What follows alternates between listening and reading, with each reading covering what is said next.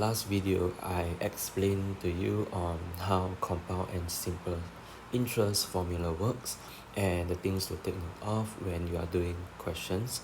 So for this video, I'm going to share with you on how to tackle questions when you come across questions that they don't charge per annum, but they charge per annum, half yearly or quarterly. So you do come across that questions from time to time. So I'm going to explain to you on how you're going to do that. Is actually very simple once you get the hang of it. So let's go into it. So I'm going to, let's say, I'm going to erase a bit of this first, and right, then we're going to jump straight into it. Okay, so let's get to this.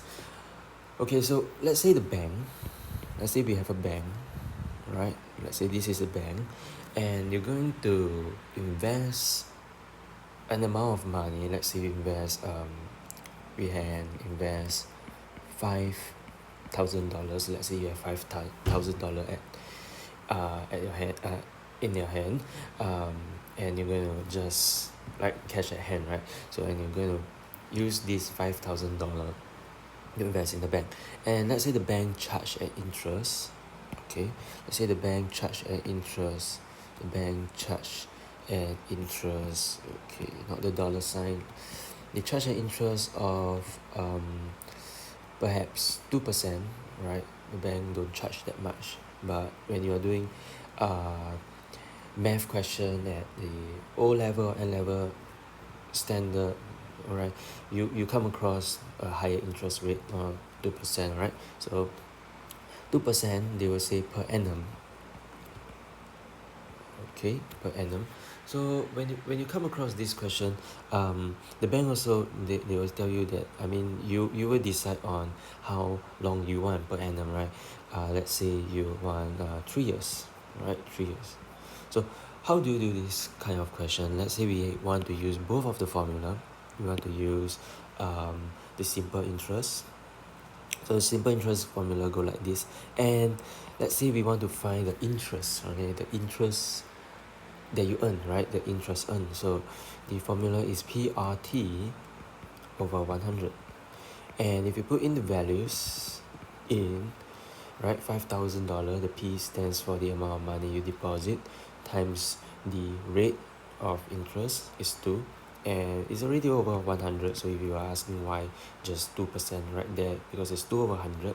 So and you times 3, and when you press this in your calculator, you will get the interest that you're gonna earn, right? The interest. So the interest earned. Okay, so we're going to talk a bit on compound interest. So the compound interest formula goes like this, and remember that the compound interest formula give you the total amount. So give you the total amount. Okay, so how am I going to find the interest in that way? So I'm going to put $5,000 in it. We have same 2% over 100 to the power 3. I will minus $5,000 from it, because this give me your total, right? The total plus the money that you invest or you deposit. Oops, sorry. Alright, never mind. The money that you invest, and it will give you the interest. Right, the interest. Right. Not sure what just happened, but so this is how you're gonna find if the bank just charge per annum and everything goes smoothly, right? But in the case that is not always true, right? So let's say now instead of per annum, they say okay, per annum, but I'm going to charge you, let's say we're going to do compounded. They say compounded half yearly. Let's say we have half yearly. Alright, so this is for compound interest, because I did say compounded half yearly, right? Compound interest. But we can do that for simple interest as well, depending on the question. If they didn't state that compounded, they just say half yearly. So I'm going to show you both of them. So let's say you can do this right here. So we have this, so I'm going to show you the difference.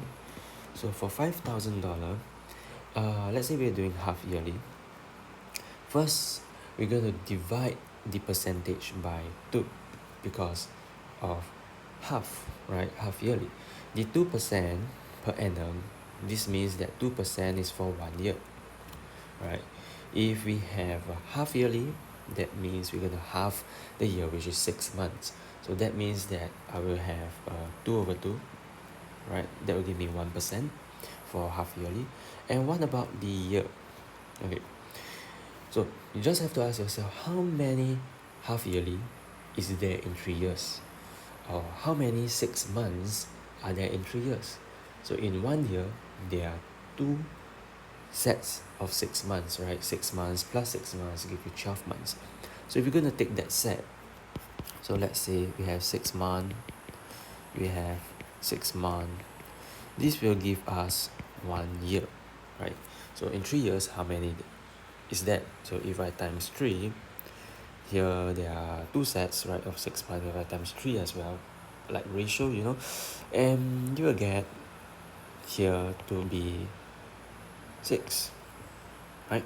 6 sets of 6 months. So there's a general rule that whenever you do half yearly, all you need to do is divide the percentage by 2 and the year just times 2. So this will balance it out. So divide by 100, you get the interest earned as well. Alright, and likewise do the same for compounded. Divide the interest by 2 and the year times 2. But let's say we want to do compounded quarterly. So what are you going to do? Alright, it's going to be almost the same thing. The interest we're going to divide by 4 because of quarterly, right? Always divide the interest and multiply to the year. So we have 3 years, we're going to times 4 as well. And always remember, if you want to find interest minus your 5,000, and that will give you your interest